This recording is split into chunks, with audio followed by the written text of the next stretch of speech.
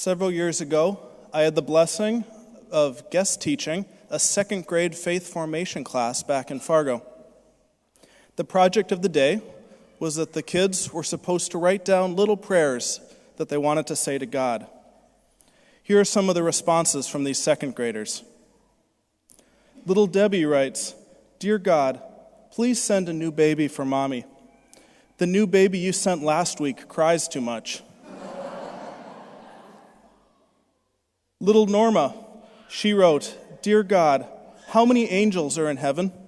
I would like to be the first kid in my class to know the answer." And little Lois said, "Dear God, please help me in school. I need help in spelling, adding, history, geography, and writing. But I don't need help with anything else." These little prayers from the second graders are simple but amusing. These children took the time to sit down and ask God for what they wanted. They weren't asking for big things, but little things. Things that in the grand scheme of things don't really matter that much. But they trusted that God would provide for them. In today's gospel, Jesus answers a big prayer. Then 10 men, all struggling with leprosy, were cured because of the word of God. Their lives were changed in an instant because they asked.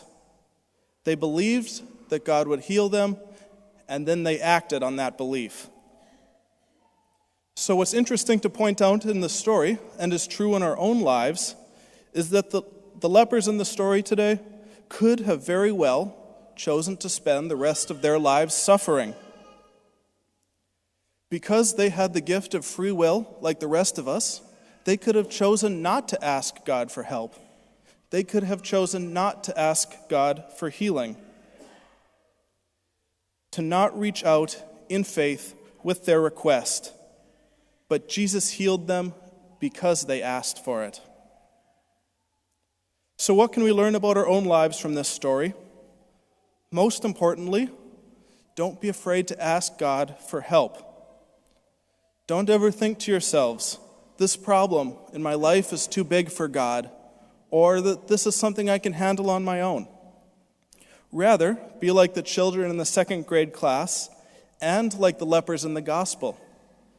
Ask Jesus for the big things and the little things. But does that mean that God will give us everything we ask Him for in our lives? Of course not. Every parent in this room knows that you shouldn't give a child everything he or she asks for. Sometimes we may think we know what we want from God, but He knows better. And sometimes that's hard for us to understand. When we encounter tragedies in our lives, it's sometimes a temptation for the more pious among us to think to ourselves, if I would have just prayed one more rosary, this wouldn't have happened. And that's not always true. We live in a world surrounded by sin, and sometimes the evil actions from other people are out of our control. But as hard as it may seem during these times, I encourage you not to be distracted from a God who loves us. And finally, just like the one leper in today's gospel who returned to Jesus to thank Him, make sure to give God the credit in our lives that He deserves. Spend some time this week counting your blessings. Thank God for our health, for our families, for our opportunity to live in a beautiful city like Excelsior, and yes, even for the snow.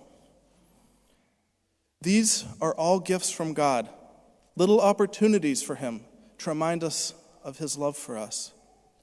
Don't be afraid to ask God what we need in our lives, and have the confidence of a child that God will only give what's best.